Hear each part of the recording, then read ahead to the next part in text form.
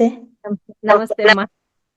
ಮೊದಲಿಗೆ ಮಹಾತಾ ಸಂಸ್ಥೆಯ ಸಂಸ್ಥಾಪಕರಾದ ಪತ್ರಿಜಿಯವರಿಗೆ ಹಾಗೂ ಗುರುಗಳಾದ ರಂಗನಾಥ್ ಗುರುಜಿಯವರಿಗೂ ಹಾಗೂ ನನ್ನ ಜನ್ಮದಾತರಿಗೂ ವಂದಿಸುತ್ತಾ, ಈ ದಿನ ನನಗೆ ಒಂದು ಆಧ್ಯಾತ್ಮದ ಬಗ್ಗೆ ಒಂದು ವಿಷಯ ತಿಳಿಸೋಣ ಅಂತ ಅಂದ್ಬಿಟ್ಟು ಒಂದು ವಿಷಯದ ಬಗ್ಗೆ ಮಾತಾಡೋದಕ್ಕೆ ಗೀತಾ ಮೇಡಮ್ ಅವರು ಅವಕಾಶ ಮಾಡಿಕೊಟ್ಟಿದ್ದಾರೆ. ಅದರ ಬಗ್ಗೆ ಮಾತಾಡೋದಕ್ಕೆ ನಾನು ಇಷ್ಟಪಡ್ತಾ ಇದ್ದೀನಿ. ಪೂಜ್ಯಾಯ ರಾಘವೇಂದ್ರಾಯ ಸತ್ಯಧರ್ಮರತಾಯ ಚ ಭಜತಾಂ ಕಲ್ಪವೃಕ್ಷಾಯ ನಮತಾಂ ಕಾಮಧೇನವೇ ನಮಃ. ನಮತಾಂ ಕಾಮಧೇನವೇ ನಮಃ. ವಿಷಯ ಏನಪ್ಪಾ ಅಂತಂದ್ರೆ, ಈ ಬುಕ್ ನಾನು ಪತ್ರಿಜಿ ಅವರ ಒಂದು ಬುಕ್ ಸ್ಟಾಲ್ ಇಟ್ಕೊಂಡಿರ್ತಾರಲ್ಲ ಪಿರಮಿಡಲ್ಲಿ, ಅಲ್ಲಿ ಹೋಗಿ ನಾನು ತಗೊಂಡಿದ್ದು. ಇದನ್ನು ಓದ್ಬೇಕಾದ್ರೆ ನನಗೆ ತುಂಬಾ ಒಂಥರ ಇಂಟ್ರೆಸ್ಟ್ ಬಂತು. ಅದರಿಂದ ಇದನ್ನ ಹೇಳೋದಿಕ್ಕೆ ಇದನ್ನ ಆರಿಸ್ಕೊಂಡೆ. ನಾನು ಅದ್ರ ಬಗ್ಗೆ ಒಂದು ಸ್ವಲ್ಪ ನಾನು ಓದ್ಕೊಂಡಿರೋಷ್ಟನ್ನ ನಿಮಗೆ ತಿಳಿಸೋದಕ್ಕೆ ಇಷ್ಟಪಡ್ತೀನಿ. ಏನಪ್ಪಾ ಅಂತಂದ್ರೆ, ಇದರಲ್ಲಿ ಎಲ್ಲ ಪ್ರತಿಯೊಬ್ಬ ಮನುಷ್ಯರಿಗೂ ಅಹಂಕಾರ ಅಂತ ಇರುತ್ತೆ. ಅಹಂಕಾರ ಮತ್ತು ಮಮಕಾರ ಇವುಗಳನ್ನ ಕಳ್ಕೊಳ್ಳೋದು ಹೇಗೆ ಅಂತ. ಅಹಂಕಾರ ಮತ್ತು ಮಮಕಾರ. ಅಹಂಕಾರ ಅಂತಂದ್ರೆ ಅದು ನಮ್ಮೊಳಗೆ, ಅದು ನಾವು ಉದ್ಭವಿಸ್ಕೊಂಡಿರ್ತೀವಿ, ಅದು ಯಾರು ಕಲ್ಸ್ಕೊಡೋಂಥದ್ದಲ್ಲ, ಅದು ನಾವೇ ಇರುವಂಥದ್ದು ಅದು. ಮತ್ತೆ ಮಮಕಾರ ಅಂತ ಅಂದ್ರೆ ಏನು, ಇದ್ರ ಬಗ್ಗೆ ನಾವು ಅವರು ಬುಕ್ಕಲ್ಲಿ ತಟವರ್ತಿ ರಾಜಲಕ್ಷ್ಮಿ ಅನ್ನೋರು ಇದನ್ನ ಬರೆದಿರೋಂಥದ್ದು. ಅದನ್ನ ನಾನು ಬೇರೆಯವರು ಅನುವಾದ ಮಾಡಿದ್ದಾರೆ. ಅದನ್ನ ನಾನು ಸ್ವಾಧ್ಯಾಯ ಮಾಡಿ ನಿಮ್ಗೆ ಹೇಳೋದಕ್ಕೆ ಇಷ್ಟಪಡ್ತಾ ಇದ್ದೀನಿ. ಏನು ಅಂತಂದ್ರೆ, ಈಗ ಅಹಂಕಾರ ಜೀವನದಲ್ಲಿ ಅಹಂಕಾರ ಅಂತ ಅಂದ್ರೆ, ಇದು ಒಂದು ಬೆಂಕಿ ಏನಾದ್ರು ಉತ್ಪತ್ತಿ ಆಯ್ತು ಅಂತಂದ್ರೆ, ಆ ಬೆಂಕಿ ಫಸ್ಟ್ ಆ ಜಾಗನ ಮತ್ತು ಸುಟ್ಟು ಮುಂದಕ್ಕೆ ಅದು ಹೋಗೋದು. ಈಗ ಒಂದು ಬೆಂಕಿ ಕಡ್ಡಿ ಹಿಂಗ್ ಮಾಡ್ತೀವಿ ಅಂತಂದ್ರೆ, ಆ ಬೆಂಕಿ ಕಡ್ಡಿ ಏನ್ ಮಾಡ್ತೇವೆ, ಮೊದಲು ಆ ಕಡ್ಡಿನ ಸುಟ್ಕೊಂಡು ಮುಂದಕ್ಕೆ ಅದು ಹೋಗೋದು. ಅದು ಯಾವ್ದು, ನಾವು ಏನು ಪದಾರ್ಥ ಸುಡಬೇಕು, ಯಾವುದೋ ಒಂದು ಗಿಡನ ಮರನ ಬಳ್ಳಿನ ಸುಡ್ತೀವಿ ಅಂತಂದ್ರೆ, ಅದು ಫಸ್ಟ್ ಆ ಕಡ್ಡಿ ತನ್ನ ಸುಟ್ಕೊಂಡು ತಾನು ಮುಂದಕ್ಕೆ ಹೋಗುತ್ತೆ. ಆ ರೀತಿ ಇದು ಅಹಂಕಾರ ಅನ್ನೋದು ಕೂಡ ಅಷ್ಟೇ. ಮನುಷ್ಯನ ಮೊದಲು ನಾಶ ಮಾಡಿ ಆಮೇಲೆ ಮುಂದೆ ಬೇರೆ ಅವ್ರು ಯಾರನ್ನ ಗುರಿ ಇಟ್ಕೊಂಡು ನಾಶ ಮಾಡಬೇಕು ಅಂತ ಅಂದಿರ್ತಾನೆ, ಅದನ್ನ ನಾಶ ಮಾಡೋದಕ್ಕೆ ಪ್ರಯತ್ನ ಪಡುತ್ತೆ. ಅದನ್ನ ನಾವು ಅರ್ಥ ಮಾಡ್ಕೋಬೇಕು. ಇದರಲ್ಲಿ ಮುಂದೆ ಇನ್ನೇನೇನ ಹೇಳಿದ್ದಾರೆ ಅಂತ ನಾವು ಓದಿ ತಿಳ್ಕೊಳ್ಳೋಣ. ಜೀವನದಲ್ಲಿ ಯಾರಾದರೂ ಅಹಂಕಾರ ಮಹಕ್ಕಾರವನ್ನು ತೊಲಗಿಸಿಕೊಳ್ಳುವ ಪ್ರಯತ್ನವನ್ನು ಮಾಡಬೇಕು.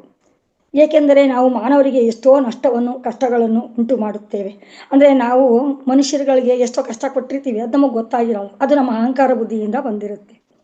ಮಾನವನು ಪ್ರಶಾಂತವಾದ ಮನಸ್ಸಿನಿಂದಲೇ ಏನಾದರೂ ಸಾಧಿಸಬಲ್ಲ. ಅಂದರೆ ಅವನು ಶಾಂತಿಯಾಗಿದ್ದರೆ ಏನಾದರೂ ಒಂದು ಸಾಧನೆ ಮಾಡ್ಬೋದು. ಮನಸ್ಸು ಚೆನ್ನಾಗಿದ್ದಾಗ ಮಾತ್ರ ಸಾಧನೆ ಮಾಡೋದಕ್ಕೆ ಅವಕಾಶ ಆಗಿರುತ್ತೆ. ಮತ್ತು ಆಲೋಚನೆ ಮಾಡೋದು ಕೂಡ ನಾವು ಮನಸ್ಸನ್ನ ಶಾಂತವಾಗಿ ಇಟ್ಕೋಬೇಕು. ಆದರೆ ಈ ಪ್ರಶಾಂತತೆಯನ್ನು ಮನುಷ್ಯನು ಏಕೆ ಕಳೆದುಕೊಳ್ಳುತ್ತಾನೆ ಅಂದರೆ, ಪ್ರತಿಯೊಂದರ ಮೇಲೆ ಮಮಕಾರ ಇರುವುದರಿಂದ.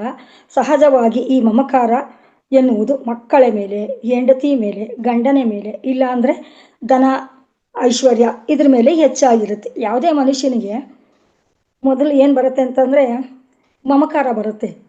ಮಮಕಾರ ಅಂತಂದರೆ ಅವ್ರ ಮೇಲೆ ಪ್ರೀತಿ, ಒಂದು ಲೆಕ್ಕ ಹೇಳ್ಬೇಕು ಅಂದರೆ ಒಂದು ವ್ಯಾಮೋಹ ಅಥವಾ ಪ್ರೀತಿ ಅಂತ ಅನ್ಕೊಳ್ಳೋಣ. ಮಮಕಾರ ಅಂದರೆ ಅದು ಫಸ್ಟ್ ಮನೇಲಿ ಯಾರಿಗಾದ್ರು ಗಂಡನಿಗೆ ಹೆಂಡತಿ ಮೇಲೆ, ಹೆಂಡತಿಗೆ ಗಂಡನ ಮೇಲೆ ಅಥವಾ ಮಕ್ಕಳ ಮೇಲೆ ಈ ಥರ ವ್ಯಾಮೋಹ ಜಾಸ್ತಿಯಾಗಿ ಬರುತ್ತೆ. ಯಾಕೆಂದರೆ ಅದು ನಂದು, ನಾನು, ನಮ್ಮ ಮನೆಯವರು, ನಂದು ಅನ್ನೋ ಥರಂಥ ಒಂದು ವ್ಯಾಮೋಹ ಬಂದಿರುತ್ತೆ.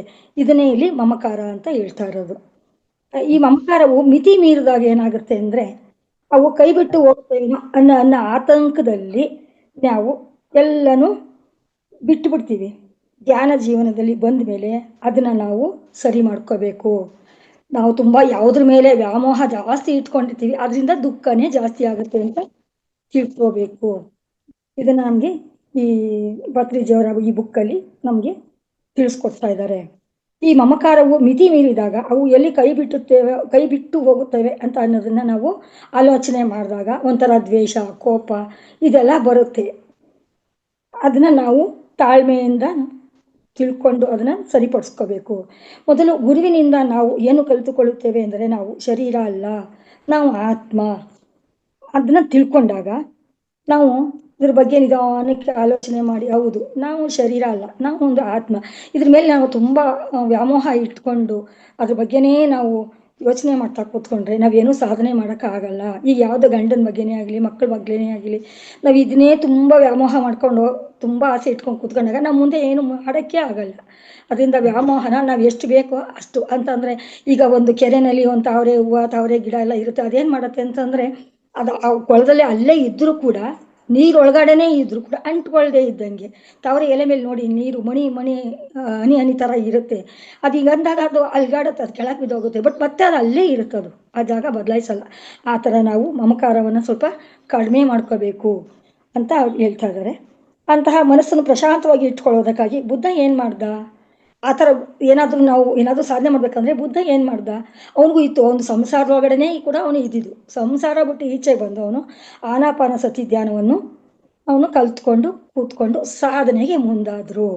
ಆ ಥರ ತಿಳ್ಕೊಂಡು ನಾವು ಅಷ್ಟೇ ಅಲ್ಲ, ಪ್ರತಿ ಮಾನವನಿಗೆ ಅಷ್ಟಮದಗಳು ಕೂಡ ಇರ್ತವೆ. ಮದ ಅಂತ ಅಂದರೆ ಗೊತ್ತಿರ್ಬೋದು ನಿಮಗೆ. ಅದರಲ್ಲಿ 8 ಥರ ಮದಗಳಿರುತ್ತೆ. ಅಷ್ಟಮದಗಳನ್ನು ನಾವು ಜಯಿಸಬೇಕು. ಅದು ಯಾವ್ಯಾವುದು ಅಂದರೆ, ಮದ ಅಂದರೆ ಅಹಂಕಾರ, ಗರ್ವ, ಇದೆಲ್ಲ ಒಂದು ಅರ್ಥ ಬರುತ್ತೆ. ಅದರಲ್ಲಿ ಯಾವ್ಯಾವುದು ಅಂತ ಅಂದರೆ, ಯಾವ ಮನುಷ್ಯನಿಗಾದರೂ ಅಹಂಕಾರ ಎನ್ನುವುದು ಇರಬಾರದು. ಅದು ಯಾವುದೇ ಮನುಷ್ಯನಿಗಾಗಲಿ ಅಹಂಕಾರ ಇರಬಾರ್ದು. ಫಸ್ಟ್ ಏನೇ ಮಾತಾಡಿದ್ರು ಇಷ್ಟ ಅಹಂಕಾರ ಒಳ್ಳೇದಲ್ಲ, ಇಷ್ಟ ಅಹಂಕಾರ ಬಿಡು ನೀನು ಅಂತ ಅಂತಿರ್ತೀವಿ. ಯಾರಾದರೂ ಒಂದು ಜೋರ ಮಾತಾಡಿದ್ರೆ, ಮಕ್ಕಳೇ ಆಗಲಿ ಹಿಂತಿರ್ಕೊಂಡು ಏನಾದರೂ ಮಾತಾಡಿದ್ರೆ ನಿನಗೆ ಅಹಂಕಾರ ಜಾಸ್ತಿ ಆಯಿತು ಅದು ಅಂತ ನಾವು ಅಂತ ಇರ್ತೀವಿ. ಅದನ್ನು ನಾವು ಎಷ್ಟು ರೀತಿಯಲ್ಲಿ ನಾವು ಅದನ್ನು ತಿಳ್ಕೊಬೇಕಾಗತ್ತೆ ಅಂತಂದರೆ, ಒಬ್ಬ ಮನುಷ್ಯನಿಗೆ ನಮ್ಮ ಮನೆಯಲ್ಲಾದರೆ ನಮ್ಮ ಮಕ್ಕಳುಗಳಿಗೆ ನಾವು ಅಂದ್ಬಿಡ್ಬೋದು. ಅದು ಬೇರೆಯವರಿಗೆಲ್ಲ ಬಂದಾಗ ನಾವು ಅದನ್ನು ಆ ಥರ ಅನ್ನೋಕ್ಕಾಗಲ್ಲ. ಅವರಲ್ಲಿ ಏನೇನಿದೆ ಅಂತ ನಾವು ತಿಳ್ಕೊಬೇಕಾಗತ್ತೆ. ಶರೀರ ನಾನು ಅಂದುಕೊಳ್ಳುವವನು ಅಹಂಕಾರವನ್ನು ಖಂಡಿತವಾಗಿ ಅವನು ಗಳಿಸ್ಕೊಂಡಿರ್ತಾನೆ. ಅವನಿಗೆ ಬರೀ ಶರೀರ ಅಂತ ತಿಳ್ಕೊಂಡಿರೋರು ಮಾತ್ರ ಅವನಿಗೆ ಅಹಂಕಾರ ಬಂದೇ ಬರುತ್ತೆ. ನಾನು ಶರೀರ ಅಲ್ಲ, ಆತ್ಮ ಅಂತ ಜ್ಞಾನೋದಯ ಬಂದಾಗಲೇ ಅವನಿಗೆ ಅಹಂಕಾರ ಕೂಡ ಕಡಿಮೆ ಆಗೋದು.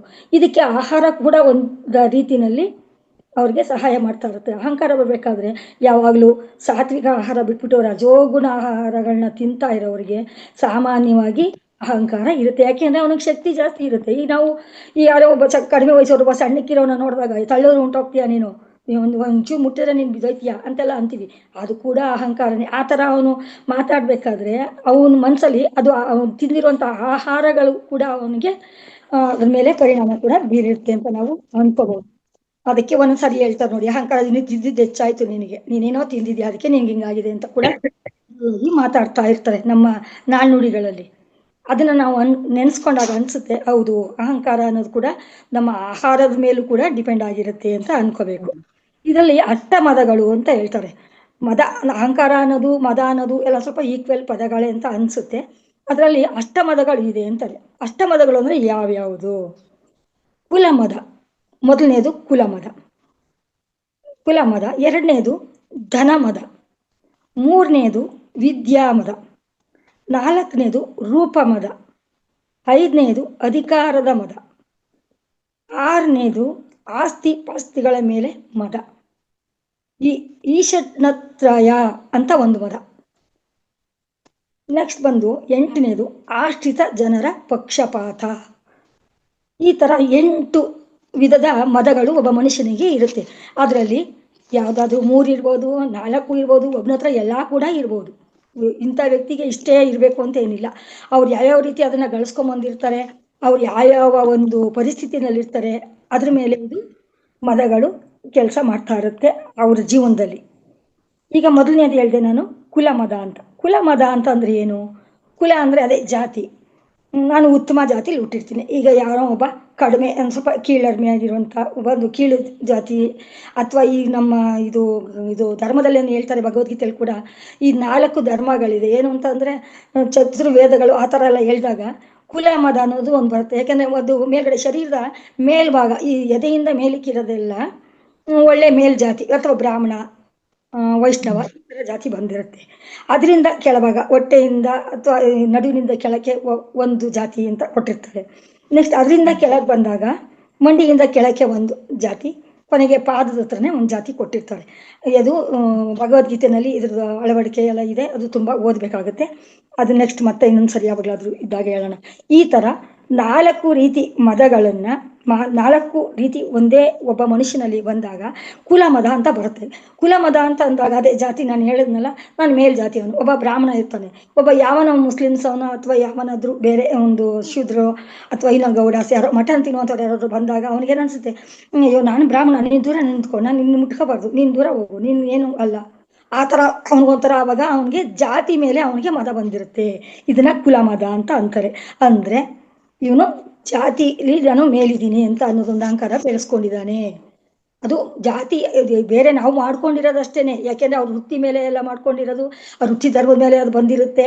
ಅದು ಏನಪ್ಪಾ ಅಂತಂದ್ರೆ ಇವನ್ ತಿಳ್ಕೊಂಡಿರೋದು ಆತ್ಮ ಮಾತ್ರ ಎಲ್ಲಾರ್ಗೂ ಒಂದೇನೆ. ಅವನು ಆತ್ಮ ಬಗ್ಗೆ ಗೊತ್ತಿಲ್ವಲ್ಲ ಅವ್ರಿಗೆ, ಅದರಿಂದ ಅವರು ಆ ರೀತಿ ನಡ್ಕೊತಾ ಇರ್ತಾರೆ. ಇನ್ನೊಂದು ಬಂದು ಧನಮದ. ಧನಮದ ಅಂತ ಅಂದ್ರೆ ಚೆನ್ನಾಗಿ ಸಂಪಾದನೆ ಮಾಡ್ಕೊಂಡಿರ್ತಾನೆ. ಇಲ್ಲ ಅವ್ರ ಅವ್ರ ತಾತ ಮುತ್ತಾತ ಅವ್ರ ಕಡೆಯಿಂದನೇನು ಆಸ್ತಿ ಬಂದಿರುತ್ತೆ, ಅಥವಾ ಒಂದು ಒಳ್ಳೆ ಹುದ್ದೆಲಿ ಇಟ್ಕೊಂಡು ಅವನು ಸಂಪಾದನೆ ಮಾಡ್ಕೊಂಡಿರ್ತಾನೆ. ಅವಾಗ ಏನಪ್ಪಾ ಅಂದ್ರೆ ನನಗೆ ತುಂಬಾ ಹಣ ಇದೆ, ನಾನು ನನ್ನ ಬ್ಯಾಂಕಲ್ಲಿ ಅಕೌಂಟ್ ಇಷ್ಟೇ ಗೊತ್ತಾ, ನಾನು 4 ಅಕೌಂಟಲ್ಲಿ 4 ಬ್ಯಾಂಕಲ್ಲಿ ಅಕೌಂಟ್ ಇಟ್ಟಿದ್ದೀನಿ, ನಾನು ತುಂಬಾ ಹಣ ಲಕ್ಷಾಂತರ ರೂಪಾಯಿ ಇಟ್ಟಿದ್ದೀನಿ, ನಾನು ಕೋಟ್ಯಾಧೀಶ್ವರ ಅನ್ನೋ ಥರ ಎಲ್ಲಾದ್ರೂ ಒಂದ್ ಕಡೆ ಒಂದು ದೊಡ್ಡ ದೊಡ್ಡ ಒಂದು ಸಮೂಹಗಳಲ್ಲಿ ಅವನು ತುಂಬಾ ಧನಮದ ತೋರಿಸ್ಕೊಂಡು ಆ ಧನಮದಲ್ಲಿ ಇರ್ತಾನೆ. ಅದು ಎರಡನೇದು. ಆ ಥರ ಮಾಡಬಾರ್ದು. ಯಾಕೆಂದ್ರೆ ಅವನ ಆತ್ಮ ಅಂತ ತಿಳ್ಕೊಂಡಿಲ್ಲ. ಅವನು ಮನುಷ್ಯ ಏನಪ್ಪ ತಿಳ್ಕೊಂಡಿದ್ದಾನೆ ಅಂದ್ರೆ ನನ್ನ ದೇಹ ನಾನು ಸಂಪಾದನೆ ಮಾಡಿದ್ದೀನಿ, ನಂದು, ನಾನು ಈ ಥರ ಸಂಪಾದನೆ ಮಾಡಿರೋದು, ನಿಂದಿಲ್ಲ ಅನ್ನೋ ಥರ ಬೇರೆಯವ್ರನ್ನ ಕೀಳಾಗಿ ಕಾಣ. ನೆಕ್ಸ್ಟ್ ವಿದ್ಯಾಮದ. ವಿದ್ಯಾಮದ ಅಂತಂದ್ರೆ ನಾನು ಚೆನ್ನಾಗಿ ಓದಿದ್ದೀನಿ, ಏನು ಈ ವಿದ್ಯಾಮದ. ಒಬ್ಬ ಇಂಜಿನಿಯರು ಅಥವಾ ಡಾಕ್ಟ್ರು ಅಥವಾ ಇನ್ನೂ ಚೆನ್ನಾಗಿರುವಂಥ ಒಂದು ಓದಿರ್ತಾನೆ ಅಂತ ಇಟ್ಕೊಳ್ಳಿ, ಅದೇ ಡಬಲ್ ಡಿಗ್ರಿ, ಈಗೇನೋ ಡಿಗ್ರಿಗಳೆಲ್ಲ ಬಂದಿದೆ, ಈ ಥರಗಳೆಲ್ಲ ಓದ್ಕೊಂಡು ವಿದ್ಯೆಯಲ್ಲಿ ಇವಾಗ ತುಂಬಾನೇ ಬೇರೆ ಬೇರೆ ಫೀಲ್ಡ್ಗಳಲ್ಲೆಲ್ಲ ಸಾಧನೆ ಮಾಡಿರ್ತಾರೆ ಅವರುಗಳು. ಅದರಿಂದ ಅವನಿಗೆ ವಿದ್ಯಾಮದ ಬಂದಿರುತ್ತೆ. ಆ ವಿದ್ಯಾಮದ ಕೂಡ ಅವನು ಅಷ್ಟನ್ನ ಯಾವ ಟೈಮಲ್ಲಿ ಯಾವಾಗ ವಿದ್ಯೆನ ಉಪಯೋಗಿಸ್ಕೋಬೇಕು ಅದನ್ನ ಉಪಯೋಗಿಸ್ಕೋಬೇಕೇ ಹೊರ್ತು ಅದನ್ನ ಬೇರೆಯವ್ರ ಮೇಲೆ ನಾನೇ ಮಾಡಿರೋದು, ನಾನೇ BE ಓದಿರೋದು, ನಾನೇ ಡಾಕ್ಟರ್ ಆಗಿರೋದು, ನಾನೇ ಡಬಲ್ ಡಿಗ್ರಿ ಹೋಲ್ಡರು, ಈ ಥರ ಬೇರೆಯವ್ರ ಹತ್ರ ತೋರಿಸ್ಕೋಬಾರ್ದು. ಅದನ್ನ ಅವನು ಅಳವಡಿಸ್ಕೋಬೇಕಷ್ಟೆ. ಯಾಕೆ ಅಂದ್ರೆ ಅದು ಜೀವನಕ್ಕೆ ಒಂದು, ಅವನು ಓದಿರುವಂಥದ್ದು ಜೀವನಕ್ಕೆ ಒಂದು ದಾರಿ. ಆ ದಾರಿನ ಅವನು ಕಂಡ್ಕೋಬೇಕೇ ಹೊರ್ತು ಅದನ್ನ ಬೇರೆಯವ್ರ ಮೇಲೆ ಅಹಂಕಾರದಿಂದ ವರ್ತನೆ ಮಾಡಬಾರ್ದು. ಇದು 3ನೇದಾಯ್ತು. ಮತ್ತೆ 4ನೇದು ರೂಪಮದ. ಈಗ ಯಾರಾದ್ರೂ ಒಬ್ರು ಫಿಲ್ಮ್ ಆಕ್ಟರ್ಸೇ ಆಗಲಿ, ಇನ್ನೊಬ್ರು ಯಾರು ಡ್ಯಾನ್ಸರೇ ಆಗಲಿ, ಅವ್ರುಗಳೆಲ್ಲ ಅವ್ರಿಗೇನು ಅವರು ವೃತ್ತಿ ಧರ್ಮಕ್ಕೋಸ್ಕರ ಅವನು ಯಾರು ದೇವರು ಕೊಟ್ಟಿರುವಂಥದ್ದು ರೂಪ ಕೂಡ, ಆದರೂ ಅದನ್ನ ಅವರ ವೃತ್ತಿಗಳಿಗೋಸ್ಕರ ಅವರು ಅದನ್ನ ಬಳಸ್ಕೊಂಡು ಅವ್ರ ಜೀವನನ ಅವ್ರು ಸಾಗಿಸ್ಬೇಕು. ರೂಪ ಕೂಡ ಒಂದು ಮದನೇ. ನಾನು ರೂಪವಂತೆ, ನೀನು ಚೆನ್ನಾಗಿಲ್ಲ, ನೀನು ಚೆನ್ನಾಗಿ ಕಾಣಿಸ್ತಾ ಇಲ್ಲ, ನೀನು ಆ ಥರ ಇದೆಯಾ, ನೀನು ಈ ಥರ ಇದೆಯಾ, ನೀನು ಕಪ್ಪಗಿದೆಯಾ, ನೀನು ಬೆಳಗಿದೆಯಾ, ಆ ಥರ ಬೇರೆಯವ್ರನ್ನ ಹೀಯಾಳಿಸ್ಬಾರ್ದು. ಇದು 4ನೇದು. ನೆಕ್ಸ್ಟ್ ಅಧಿಕಾರ ಮದ. ಅಧಿಕಾರ ಮದ ಅಂತ ಅಂದ್ರೆ ಈಗ ಯಾವನ ಒಬ್ಬ ಮಂತ್ರಿ ಎಲ್ಲ ಬರ್ತಿದಾರಲ್ಲಪ್ಪ, ಇದು ತಕೊಂಡ್ರೆ ಸುಮಾರು ಜನ ಮಂತ್ರಿಗಳೆಲ್ಲ ಬದಲಾವಣೆ ಆಗ್ತಿರ್ತಾರೆ. ಇಲ್ಲ ನಾನು ಈ ನಾನು ಬಿಡೋದೇ ಇಲ್ಲ, ನಾನು ಹಿಂಗೆ ಇರ್ತೀನಿ, ನಾನು ಇದೇ ಸ್ಟೇಜಲ್ಲಿ ಇರ್ತೀನಿ ಅಂತ ಅವನು ಅನ್ಕೋಬಾರ್ದು. ಇದು ಶಾಶ್ವತ ಅಲ್ಲ. ಯಾವುದೇ ಅಧಿಕಾರ ಕೂಡ ಶಾಶ್ವತ ಅಲ್ಲ. ಇದನ್ನ ತಿಳ್ಕೊಂಡು ಅವರಿಗೆ ಏನೋ ಒಂದು ಆ ಟೈಮಲ್ಲಿ ಅವರಿಗೆ ಎಷ್ಟು ದಿವಸದ ತನಕ ಅವ್ರಿಗೆ ಅಧಿಕಾರ ಕೊಟ್ಟಿರ್ತಾರೋ ಅದನ್ನ ನಿಭಾಯಿಸಿ ಮತ್ತೆ ನಾವು ನಾರ್ಮಲ್ ಮನುಷ್ಯ ಥರ ಜೀವನ ಮಾಡಲೇಬೇಕಾಗುತ್ತೆ. ಅದನ್ನ ಅವ್ರು ತಿಳ್ಕೊಂಡು ಅಧಿಕಾರ ಮದನ ಬೇರೆಯವ್ರ ಮೇಲೆ ತೋರಿಸ್ಬಾರ್ದು. ನೆಕ್ಸ್ಟ್ ಮತ್ತೆ ಇದು 6ನೇದು ಸ್ವತ್ತು ಅಥವಾ ಆಸ್ತಿಗಳು. ಆಸ್ತಿ ಮದ, ಆಸ್ತಿ ಅಂತಸ್ತು ಇದ್ರ ಮದಗಳು ಬರುತ್ತೆ. ಇದು ಸಂಪತ್ತು ಕೂಡ ಅಷ್ಟೇನೆ. ಸಂಪತ್ತು, ಹಣ, ಆಸ್ತಿ ಇದೆಲ್ಲ ಏನು ಅಂತಂದ್ರೆ ಸ್ಥಿರ ಅಲ್ಲ. ಇದು ಯಾವತ್ತಿದ್ರೂ ಚರ.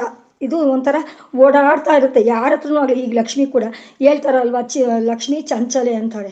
ಈಗ ಇವತ್ತು ನನ್ನ 1,000 ರೂಪಾಯಿ ಇರುತ್ತೆ, ಆ 1,000 ರೂಪಾಯಿ ತಗೊಂಡೋಗಿ ನಾವು ಅಂಗಡಿಯವ್ನು ಕೊಡ್ತೀನಿ, ಅಂಗಡಿಯನ್ನು ತೊಗೊಂಡು ಯಾವುದೋ ಅವ್ನು ಸಾಮಾನು ತೊಗೊಂಡ್ಬರ್ತೀವಿ ಅಂತ ಇಟ್ಕೊಳ್ಳಿ, ಅವ್ನು ಸಾಮಾನು ತರಬೇಕಾದ್ರೆ ಅದೆಲ್ಲ ಹೋಗುತ್ತೆ, ಅವನು ಇನ್ನೊಂದು ಕಡೆ ಅವ್ನು ಖರೀದಿ ಮಾಡ್ಕೊಂಡ್ ಬಂದಿರ್ತಾನೆ, ಅದು ಅಲ್ಲೋಗಿರುತ್ತೆ. ಅಲ್ಲಿಂದ ಅವ್ನು ಎಲ್ಲೋ ಕೊನೆಗೆ ಅದು ಎಲ್ಲಿ ಬಂದ್ರು ಸುತ್ತಿ ಬಳಸಿ ಅದು ಮತ್ತೆ ಮತ್ತೆ ನಮ್ಮ ಹತ್ರ ಹಿಂಗೆ ರೊಟೇಷನ್ ಆಗ್ತಾ ಇರುತ್ತೆ. ಅದು ಏನಪ್ಪಾ ಅಂತ ಅಂದ್ರೆ ಲಕ್ಷ್ಮಿ ತರ ಆಸ್ತಿಗಳು ಅಷ್ಟೇ. ಇವತ್ತು ನಾನು ಈ ಮನೆ ಕಟ್ಟಿರ್ತೀನಿ ಅಥವಾ ಒಂದು ಜಮೀನು ತಗೊಂಡು ಒಂದು 5,000 ರೂಪಾಯಿಗೆ ಒಂದು 50,000 ರೂಪಾಯಿಗೆ ಒಂದು ಸೈಟ್ ತಗೊಂಡಿರ್ತೀನಿ, ಅದನ್ನ ನಾಳೆಗೆ 10,000 ರೂಪಾಯಿ ಹೆಚ್ಚಾಗಿ ಕೊಟ್ಬಿಟ್ರೆ ಅವನಿಗೆ ಬಿಟ್ಟು ಕೊಟ್ಬಿಡ್ತೀವಿ ನಾವು.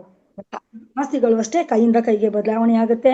ಆದ್ರಿಂದ ಇದು ಕೂಡ ಯಾವುದು ಶಾಶ್ವತ ಅಲ್ಲ. ಆಸ್ತಿ ಅಂತಸ್ತು ಎಲ್ಲ ಶಾಶ್ವತ ಅಲ್ಲ ಅಂತ ತಿಳ್ಕೋಬೇಕು. ನೆಕ್ಸ್ಟ್ ಈಶಾನತ್ರಯ. ಇದು ಸ್ವಲ್ಪ ವಿಶೇಷ ಇದೆ. ಆ ಹಣದ ಮೇಲೆ ಅಥವಾ ಗಂಡನ ಮೇಲೆ ಅಥವಾ ಹೆಂಡತಿ ಮೇಲೆ ಇದೆಲ್ಲ ಮಮಕಾರಗಳು ಎಷ್ಟು ದಿವಸ ನಮಗೇನಾದ್ರೂ ಅವರಿಂದ ಉಪಯೋಗ ಆಗೋ ತನಕ, ಅಥವಾ ನಮ್ಮ ಕೈಲಿ ನಾವು ಚೆನ್ನಾಗಿದ್ದು ನಾವೇನಾದ್ರೂ ಅವ್ರಿಗೆ ಏನಾದ್ರೂ ಸಹಾಯ ಮಾಡ್ತೀವಿ ಅನ್ನೋ ತನಕ ಮಾತ್ರ ಅಷ್ಟೇನೆ ಅಲ್ವಾ, ಅವರು ನಮಗೆ ಮಾಡ್ತಾರೆ ಮಾತ್ರ ಇರುತ್ತೆ. ಆ ಥರ ಇದು ಈಶಾನತ್ರಯ ಅಂತಂದ್ರೆ ಮಮಕಾರ. ಇದು ಮಮಕಾರನೇ ಒಂದ್ ಲೆಕ್ಕ. ಏನಂದ್ರೆ ನಮಗೆ ಅವ್ರ ಮೇಲೆ ತುಂಬಾ ಪ್ರೀತಿ ಯಾವಾಗಿರುತ್ತೆ ಅಂತ ಅಂದ್ರೆ ಅವರಿಂದ ನಮಗೇನಾದ್ರು ಉಪಯೋಗ ಆಗಿರ್ಬೇಕು ಅಥವಾ ನಮ್ಮಿಂದ ಅವ್ರಿಗೇನಾದ್ರು ಉಪಯೋಗ ಆಗಿರ್ಬೇಕು. ಈ ತರ ಇದ್ದಾಗ ಮಾತ್ರ ಇದು ಇರುತ್ತೆ. ಇದು ಕೂಡ ಶಾಶ್ವತ ಅಲ್ಲ. ನೆಕ್ಸ್ಟ್ 8ನೇದು ಆಶ್ರಿತ ಜನರ ಪಕ್ಷಪಾತ. ಇದು ಏನಪ್ಪಾ ಅಂದ್ರೆ ವಿಶೇಷ. ಈಗ ಒಂದ್ 4 ಜನ ಇರ್ತಾರೆ ಅಂತ ಇಟ್ಕೊಳ್ಳಿ ಮನೆಯಲ್ಲಿ, ಆ 4 ಜನಕ್ಕೂ ನಾನು ಒಬ್ಬನೇ ತಂದಾಕ್ಬೇಕು, ನನ್ನ ಆಶ್ರಯದಲ್ಲಿ ಅವರಿದ್ದಾರೆ, ನಾನು ಮಾಡಿದ್ರೆ ಅವ್ರ ಜೀವನ ಮಾಡೋದು, ನಾನಿದ್ರೆ ಮಾತ್ರ ಅವ್ರು ಬದುಕಿರೋದು, ನಾನ್ ತಂದ್ಕೊಟ್ರೆ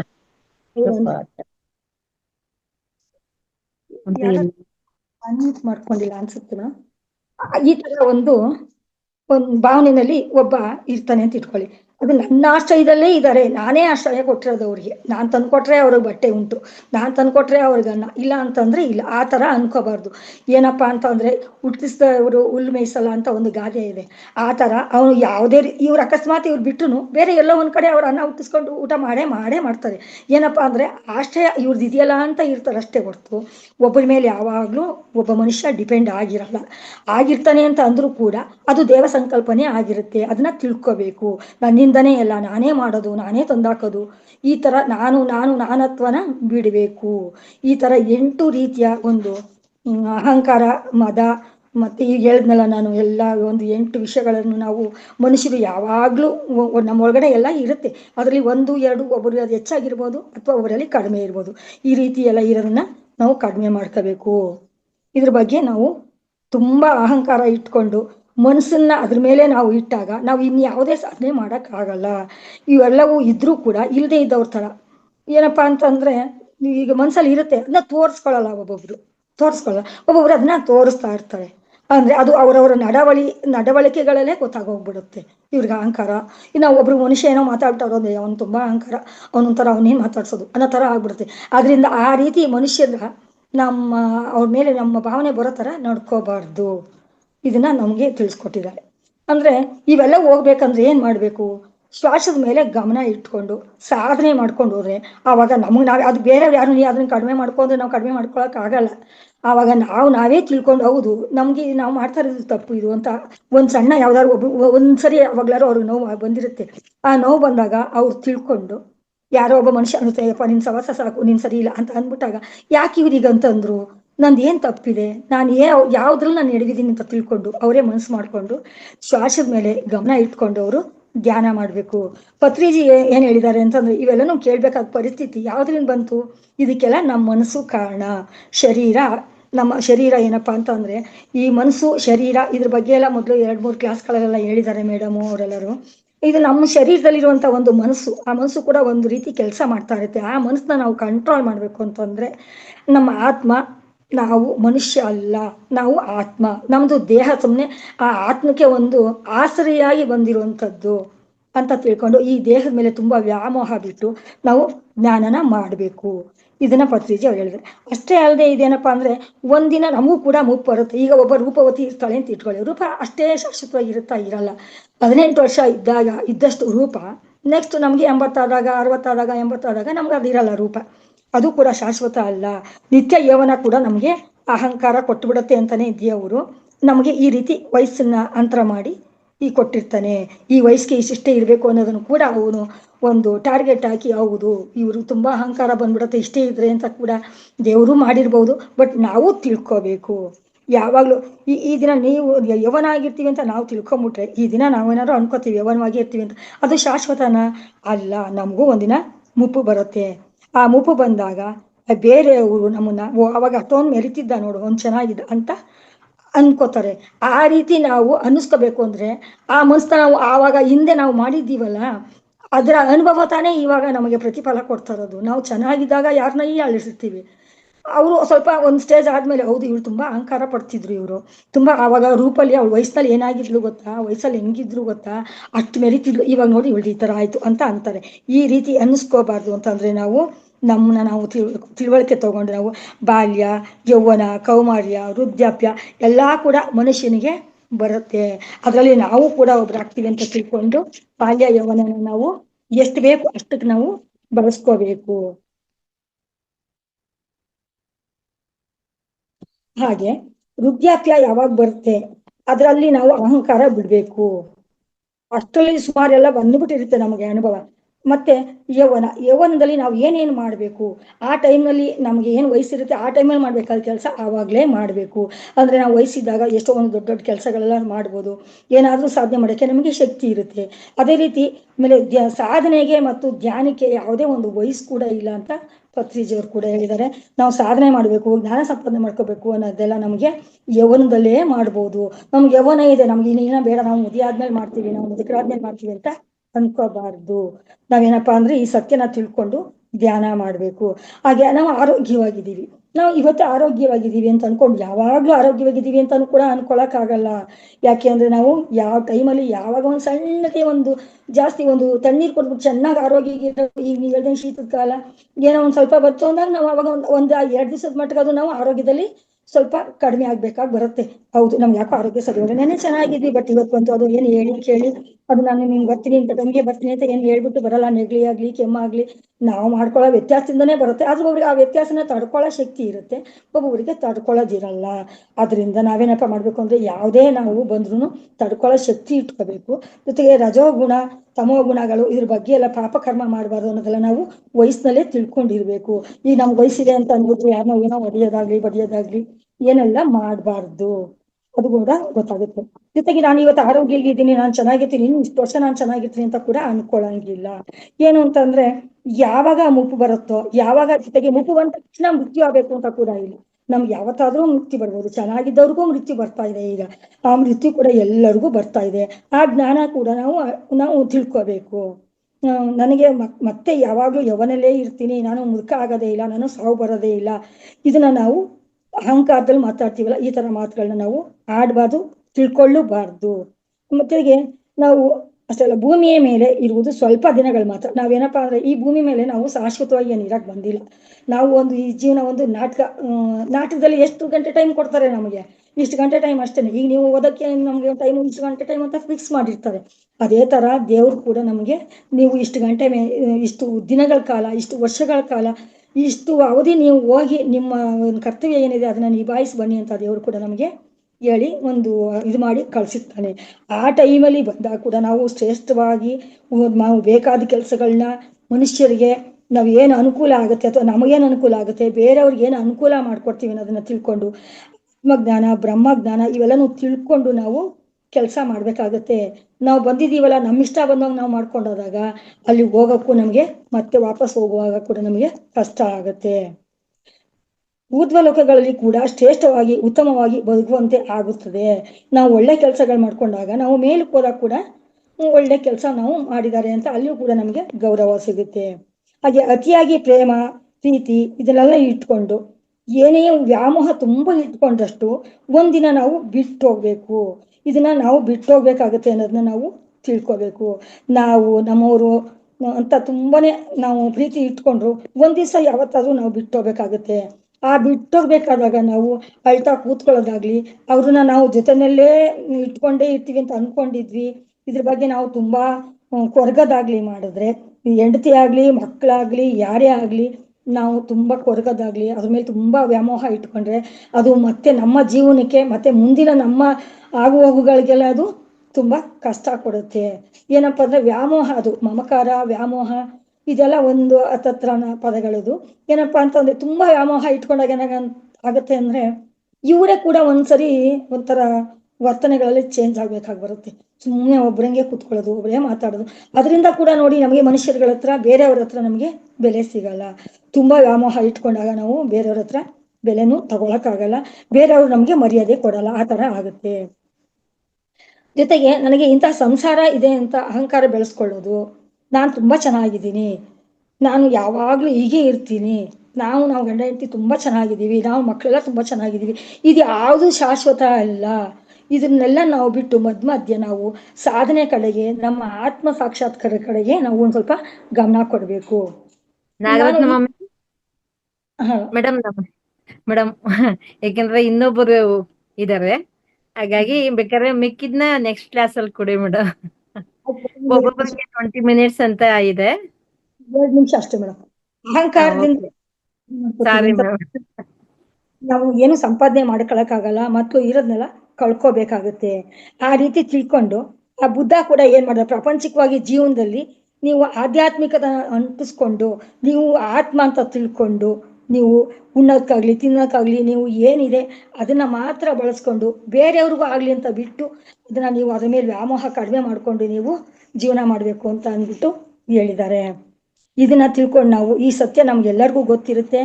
ನಾವು ಇದನ್ನ ತಿಳ್ಕೊಂಡು ಸತ್ಯನ ನಮ್ಗೆ ಗೊತ್ತಿದ್ರೂ ಕೂಡ ನಾವು ತಪ್ಪೇ ಮಾಡ್ತಾ ಇರ್ತೀವಿ.